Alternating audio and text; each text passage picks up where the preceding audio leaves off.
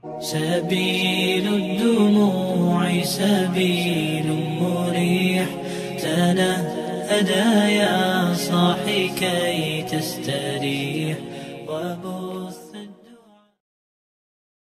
Bismillahirrahmanirrahim. Assalamualaikum warahmatullahi wabarakatuh. Innal hamdalillah nahmaduhu wa nasta'inuhu wa nastaghfiruh wa na'udzu billahi min sururi anfusina wa min sayyiati a'malina. May yahdihillahu fala mudhillalah wa may yudlil fala hadiyalah. Asyhadu alla ilaha illallah wa asyhadu anna Muhammadan abduhu wa rasuluh. Alhamdulillahirabbil alamin. Pada kesempatan kali ini saya masih akan terus membacakan kitab Fadilah Amal di bagian kitab kisah-kisah sahabat di babnya yang ke-9, ketaatan para sahabat radhiyallahu anhum kepada perintah dan kehendak baginda Rasulullah sallallahu alaihi wasallam. Di kisahnya yang ke-10, kisah tentang janji Sayyidina Hakim bin Hizam radhiyallahu anhu untuk tidak meminta. Suatu hari Sayyidina Hakim bin Hizam radhiyallahu anhu datang kepada baginda Rasulullah sallallahu alaihi wasallam untuk meminta sesuatu. Kemudian beliau memberinya. Pada waktu yang lain ia meminta lagi kepada baginda Rasulullah sallallahu alaihi wasallam. Beliau juga memberinya. Untuk ketiga kalinya ia datang dan meminta lagi. Beliau pun memberinya lagi. Seraya bersabda, "Hakim, harta itu bagaikan kebun yang hijau, kelihatannya sangat menarik. Sudah merupakan sifatnya jika kita mendapatkannya dengan sikap merasa cukup atau istighna, maka di dalamnya ada keberkahan. Jika didapatkan dengan tamak dan rakus, maka di dalamnya tidak ada keberkahan. Ia makan terus tetapi tidak merasa kenyang, seperti penyakit sapi lapar." Kemudian Sayyidina Hakim radhiyallahu anhu berkata, "Ya Rasulullah, semenjak saat itu aku tidak meminta lagi kepada siapapun." Pada waktu Sayyidina Abu Bakar radhiyallahu anhu menjadi khalifah, ia ingin memberikan sedikit harta kepada Sayyidina Hakim radhiyallahu anhu dari Baitul Mal, tetapi ia menolaknya.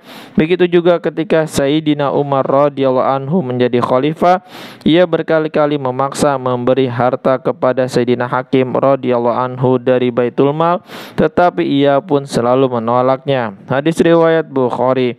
Faidah: itulah sebabnya harta kita tidak ada keberkahan di dalamnya, karena kita tenggelam dalam sifat tamak dan rakus terhadap harta. Kisah yang nomor ke-11, kisah Sayyidina Huzaifah radhiyallahu anhu bertugas menjadi mata-mata. Sayyidina Huzaifah radhiyallahu anhu berkata, dalam perang Khandaq kami menghadapi dua musuh. Pertama, musuh dari luar, yaitu orang-orang kafir Makkah yang dibantu oleh orang-orang kafir dari luar Mekah. Kedua, musuh dari dalam Madinah, yaitu kaum Yahudi Bani Quraiza yang setiap saat siap menyerang keluarga kami jika Madinah kosong. Ketika itu kami sedang menghadapi pertempuran di luar Madinah.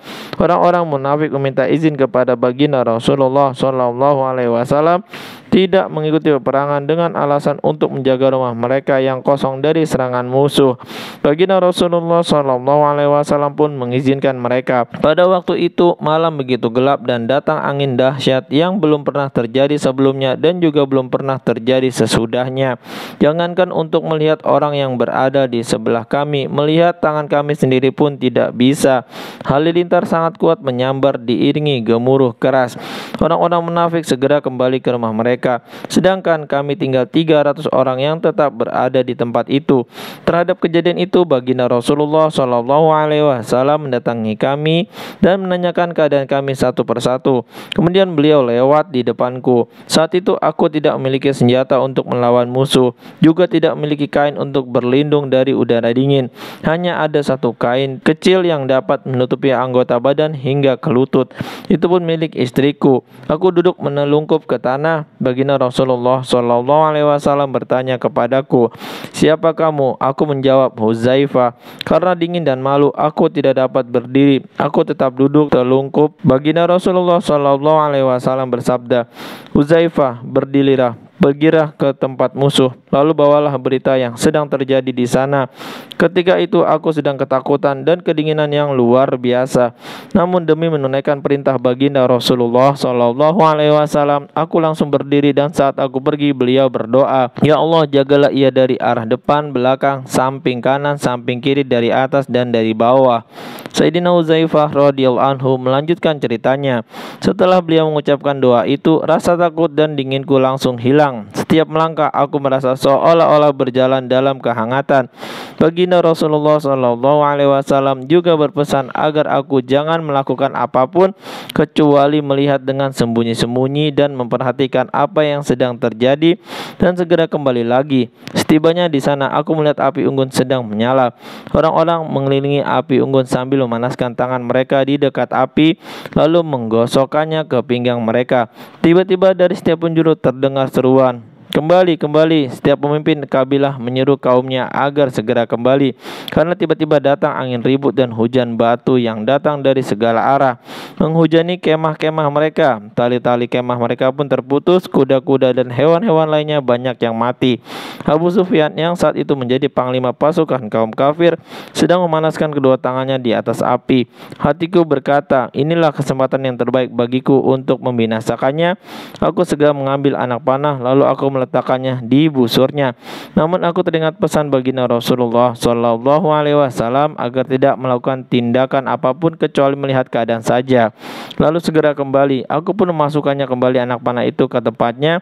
Abu Sufyan mulai curiga, lalu berteriak, ada mata-mata di tengah-tengah kita. Setiap orang hendaklah memegang tangan orang yang berada di sebelahnya.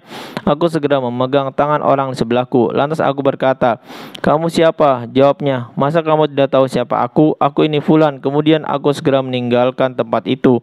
Ketika menempuh setengah perjalanan, aku bertemu dengan sekitar 20 penunggang kuda, para malaikat yang semuanya memakai sorban. Mereka berkata kepadaku, beritahukan kepada Tuanmu, baginda Nabi Shallallahu Alaihi Wasallam, bahwa Allah Subhanahu Wa Taala telah membereskan musuh-musuh itu. Tidak usah khawatir lagi. Ketika aku kembali, aku melihat baginda Rasulullah Shallallahu Alaihi Wasallam sedang sholat dengan memakai selimut kecil di tubuhnya. Inilah kebiasaan beliau yang mulia. Dalam keadaan genting, beliau selalu bertawajuh dengan mendirikan sholat. Selesai beliau sholat, aku menceritakan kepada beliau kejadian selama menjadi mata-mata tadi.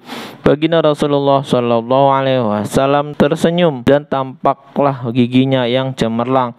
Lalu aku disuruh berbaring di dekat kakinya yang mulia dan aku diselimuti dengan sebagian selimutnya. Aku tempelkan dadaku ke telapak kaki beliau. Dari kitab Durrul Mansur. Faidah, inilah kisah tentang kesuksesan para sahabat. Meskipun keadaannya sulit dan susah, mereka tetap menaati perintah baginda Rasulullah Shallallahu Alaihi Wasallam yang lebih berharga daripada jiwa, raga dan harta mereka. Semoga kita sebagai hamba yang lemah ini diberi taufik oleh Allah Subhanahu Wa Taala untuk dapat mengikuti kehidupan mereka.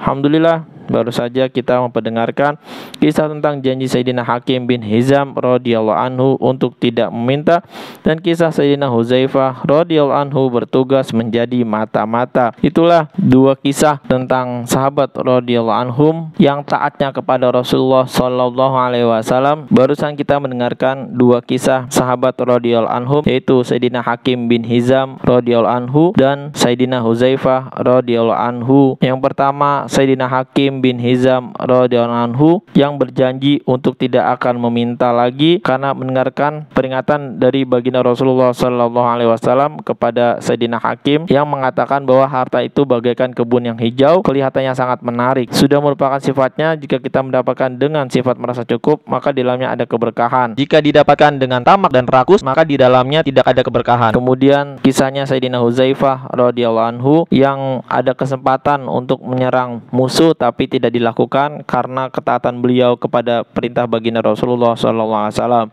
Jadi setiap ketaatan atau perintah yang disampaikan oleh baginda Rasulullah SAW pasti dalamnya mengandung keberkahan dan keberuntungan bagi siapapun yang melakukan perintah baginda Rasulullah SAW. Mudah-mudahan kita bisa mengambil hikmah, amal dan sampaikan kepada saudara-saudara kita yang lain. Subhanakallahumma wa bihamdika, asyhadu alla ilaha illa anta, astaghfiruka wa atubu ilaik. Assalamualaikum warahmatullahi wabarakatuh.